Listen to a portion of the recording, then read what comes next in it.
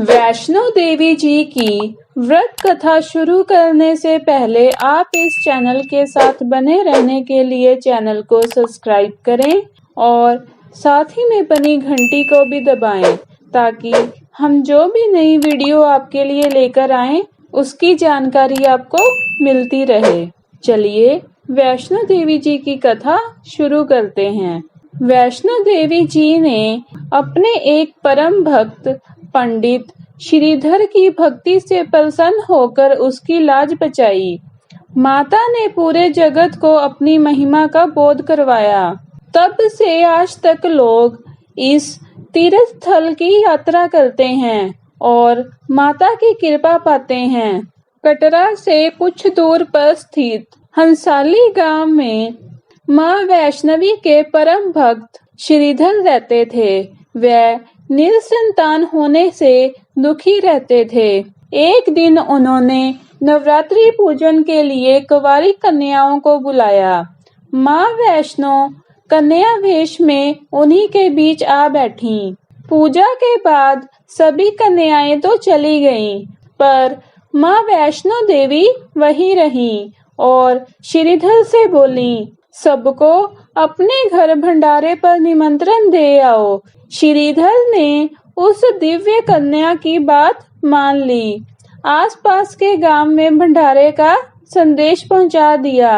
वहां से लौटकर आते समय गुरु गोरखनाथ और उनके शिष्य बाबा भैरवनाथ जी के साथ उनके दूसरे शिष्यों को भी भोजन का निमंत्रण दिया गया। भोजन का निमंत्रण पाकर सभी गांववासी अचंभित थे कि वह कौन सी कन्या है जो इतने सारे लोगों को भोजन करवाना चाहती है। इसके बाद श्रीधर के घर में अनेक गांववासी आकर भोजन के लिए जमा हुए। तब कन्या रूपी मां वैष्णो देवी ने एक विचित्र पात्र से सभी को भोजन परोसना शुरू किया। भोजन परोसते हुए जब वह कन्या भैरवनाथ के पास गई तब उसने कहा, मैं तो खीर पूड़ी की जगह मांस खाऊंगा और मदिरा पान करूंगा। तब कन्या रूपी मां ने उसे समझाया कि यह ब्राह्मण के यहाँ का भोजन है, इसमें मांसाहार नहीं किया जाता। किंतु भैरवनाथ जानबूझकर अपनी बात पर अड़ा रहा। जब भैरवनाथ ने उस कन्या को पकड़ना चाहा, तब मां ने उसके कपट को जान लिया। मां वायु रूप में बदलकर त्रिकुटा पर्वत की ओर उड़ चली गईं।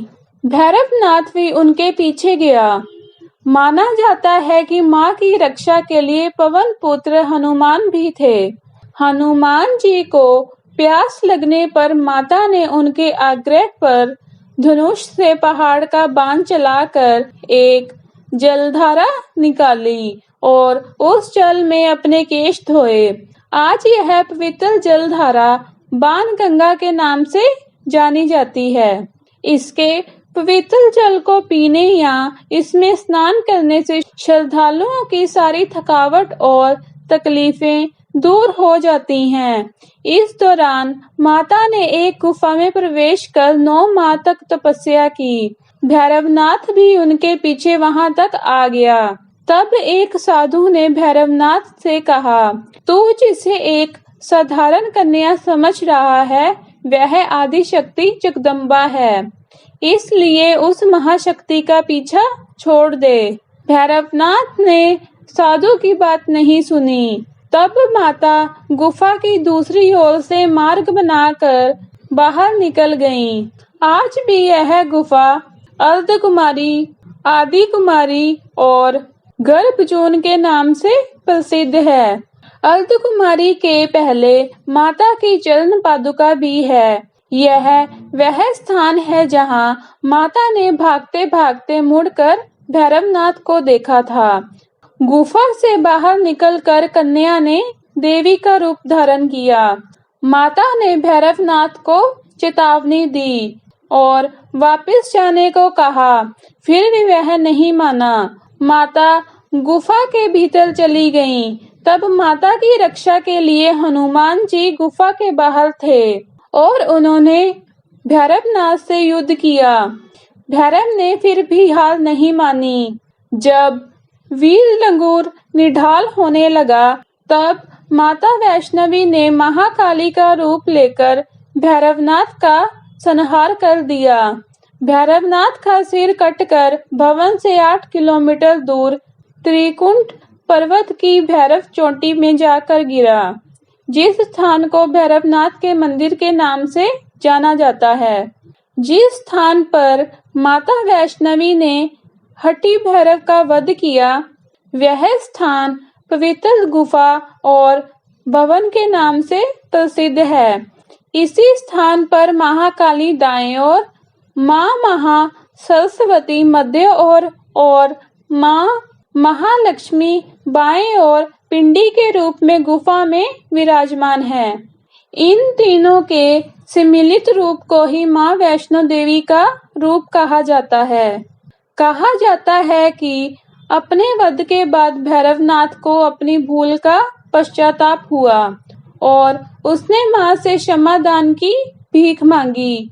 मां वैष्णो देवी जानती थीं कि उन पर हमला करने के पीछे भैरवनाथ की प्रमुख मंशा मोक्ष प्राप्त करना थी। उन्होंने न केवल भैरवनाथ को पुनर्जन्म के चक्र से मुक्ति प्रदान की, बल्कि उसे वरदान देते हुए कहा कि मेरे दर्शन तब तक पूरे नहीं माने जाएंगे जब तक कोई भक्त मेरे बाद तुम्हारे दर्शन नहीं करेगा। उसी मान्यता के अनुसार आज भी भक्त माता वैष्णवी के दर्शन करने के बाद करीब 2.25 किलोमीटर की खड़ी चढ़ाई करके भैरवनाथ के दर्शन करने जाते हैं। इस बीच वैष्णो देवी ने 3 पिंड सहित एक चट्टान का आकार ग्रहण किया और सदा के लिए ध्यान मग्न हो गईं। इस बीच पंडित श्रीधर अधीर हो गए। वह त्रिकुंटा पर्वत की ओर उसी रास्ते आगे बढ़े जो उन्होंने सपने में देखा था और वह गुफा के द्वार पर पहुंचे। उन्होंने कई विधियों से पिंडी की पूजा को अपनी धनचार्या बना ली। देवी उनकी पूजा से प्रसन्न हुई। वह उनके सामने प्रकट हुई और उन्हें आशीर्वाद दिया। तब से श्रीधर और उनके वंशज देवी मां वैष्णो देवी जी की पूजा करते आ रहे हैं। आज भी 12 माह वैष्णो देवी के दरबार में भक्तों का तांता लगा रहता है। सच्चे मन से याद करने पर माता सबका बेड़ा पार करती हैं। बोलो जय वैष्णो देवी माता की।